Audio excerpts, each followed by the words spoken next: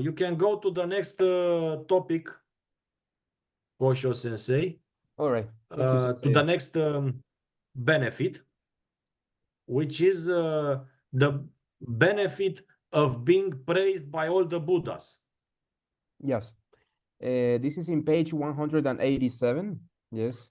As we will see, it's not that the Buddhas are praising our samsaric personalities, but that would be delusional, being egocentric and stupid. Yes, they are actually praising Shinjin, that comes from Amida Buddha. Yes, and they praise that we're actually doing what the Buddhas want us to do, which is to entrust ourselves to Amida Buddha according to the primal vow. Shinran Shonen explains it like this. This is from the Lamp for the Later Ages, or the Latter Ages. It says, Amida's 17th vow declares that the Buddha will not enter into perfect enlightenment if those who say the name are not praised by all the countless Buddhas through the worlds in the 10 quarters. The passage declaring the fulfillment of the vow states, such people are praised by all the Buddhas and rejoice. Those who entrust to Amida Buddha are regarded by Shakyamuni Buddha as his true companions. And he said, Joshua Sensei. And he says, those who realize Shinjin, which is other power, revere the Dharma and greatly rejoice in it, and therefore are my true companions. Such is the praise of the world honored one, the master of the teaching. Shakyamuni Buddha rejoices in the persons of Shinjin, saying they are my true companions. You see? So actually Shakyamuni Buddha said something that those who have faith in Amida Buddha are like white lotuses, yes, among people. It's a way to say that these are actually the true disciples of the Buddhas. Yes, not to say that the other people who follow other Dharma teachings are false. They are only called provisional disciples, in the sense that actually the primal vow of Amida Buddha is the highest teaching of the Mahayana because it is the teaching that has most capacity to save all the vast majority of ordinary sentient beings.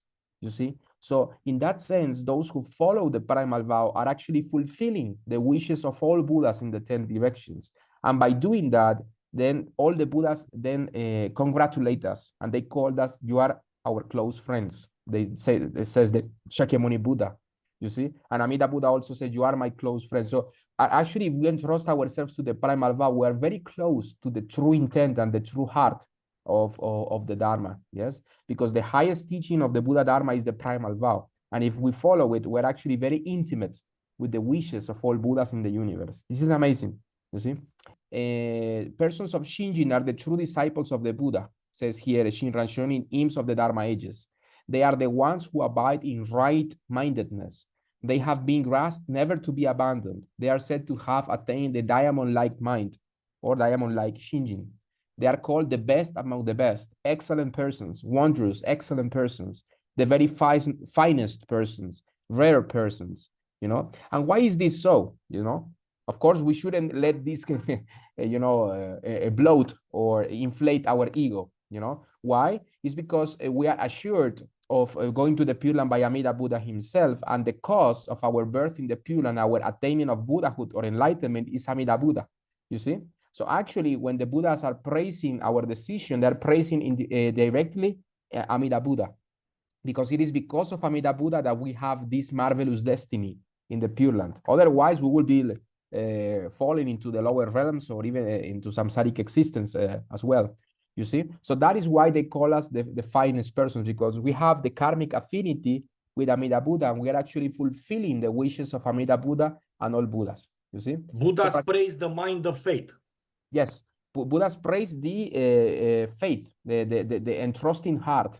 And this entrusting heart is, of course, the gift of Amida Buddha. As Piku was explaining, it would be impossible to entrust to Amida Buddha without Amida Buddha. Amida Buddha is actually make us entrust to him. It's like Amida Buddha is like a big magnet, yes, pulling us towards him, yes. And we just, it's like I don't know, like something very beautiful, yes, that we cannot we cannot unsee it. We are constantly drawn to it. Yes, Amida Buddha is calling us, and we just say Nam Amida Butsu. Actually, it's Amida Buddha who is calling us. So when we say Nam Amida Butsu, actually the Nembutsu and faith are not our creations. Amida Buddha was the one who created the Nembutsu. Yes, he is the creator of our destiny in the Pure Land, He's the creator of faith, and he is also the creator of Nembutsu. So actually, when you entrust yourself to Amida Buddha, is everything about Amida Buddha. Nothing about our thoughts, our emotions, or mind. Everything is Amida Buddha.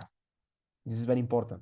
Okay, so practitioners of the Nembutsu are called excellent people among human beings, wonderful, excellent people. So this is why Shakyamuni Buddha praised us in various sections of the larger sutra, yes, that is saying that those who entrust themselves to Amida Buddha are very close, or white lotus flowers. You know, white lotuses are very rare. Just in that way, Shakyamuni Buddha is making like a poetic gesture by calling people who trust Amida Buddha white lotus flowers. Why? It's because it's so difficult for the majority of people to trust Amida Buddha. There are many Buddhists, many people in the world that do not want to be born in the Pure Land. They call Amida Buddha a symbol. They call the Pure Land a state of consciousness. They don't believe it is possible. But those who have good karma from the past, you know, those who are sincere and want to escape samsara and they trust Amida Buddha, they are called white lotus flowers. Yes. So indeed, we should be grateful, yes, that we have this human life, as Jodo Sensei says, and we should also be grateful that we have this great opportunity to read about Amida Dharma and to entrust ourselves to Amida Buddha, because there are many bodhisattvas, there are many beings in samsara that would like to hear this teaching or would like to have this karmic affinity, but they still don't, you see? And we in this life, we have this opportunity, so we should be very grateful and entrust ourselves to Amida Buddha. I don't know if Jodo Sensei wants to say something about this. Also, friends of us, relatives of us are benefited by the fact that we are future Buddhas, that we will become Buddhas through Amida's power. Because this karmic connection that we have with them is very beneficial for them. It's very beneficial to have a relative or a friend who is certain that he will become a Buddha.